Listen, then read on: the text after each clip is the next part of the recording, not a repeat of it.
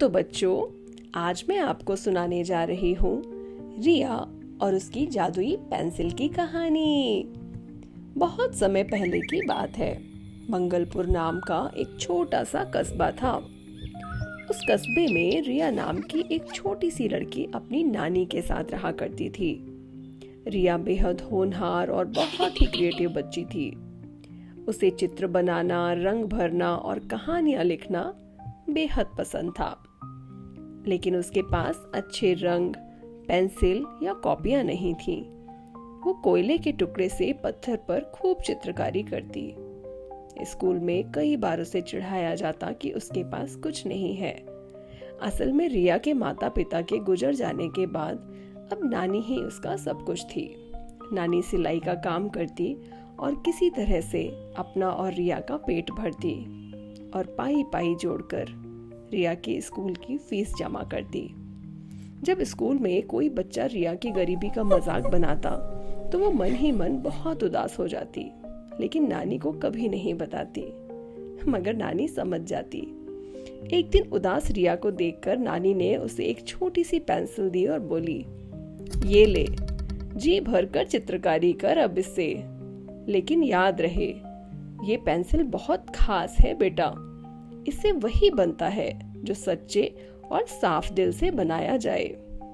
रिया को पहले तो यकीन नहीं हुआ, लेकिन फिर भी उसने पेंसिल को संभाल कर रख लिया। अगले दिन स्कूल में रिया ने उस पेंसिल से कागज पर एक प्यारा सा फूल बनाया। जैसे ही उसने कागज पर फूल पूरा किया, वो कागज से निकलकर असली बन गया। वो चौंक गई। फिर उसने एक किताब, स्कूल बैग और अपनी नानी के लिए एक सिलाई मशीन बनाई। सब असली बन गए। उसने जल्दी ही समझ लिया कि ये पेंसिल जादुई है और रिया ने उसका इस्तेमाल सिर्फ जरूरतमंद बच्चों की मदद के लिए करना शुरू किया।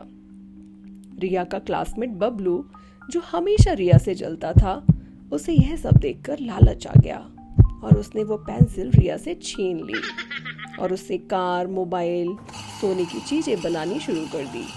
लेकिन जैसे ही उसने स्वार्थ में कुछ बनाना चाहा, पेंसिल से धुआं निकला और वो पिघल गई। बबलू डर के मारे रोने लगा। रिया ने देखा तो बोली, बबलू, ये पेंसिल दिल से चलती है, लालच से नहीं। रिया ने पेंसिल को फिर से उठाया और पेंसिल से वादा किया कि अब वह इससे सिर्फ वो बनाएगी जिससे लोगों की जरूरत पूरी हो सके। वो स्कूल की हीरो बन गई और उसकी टीचर ने उसे एक आर्ट स्कॉलरशिप दिलवा दी। अब रिया हर रविवार को बच्चों को मुफ्त में आर्ट सिखाती है, अपनी कल्पना, दयालुता और जादुई पेंसिल के साथ। तो बच्चों, आज की इस कहानी से हमें क्या सीख मिलती है? ये कि असली जादू दिल की सच्चाई में होता है और अगर दिल सच्चा हो तो चमत्कार खुद ब खुद होते जाते हैं।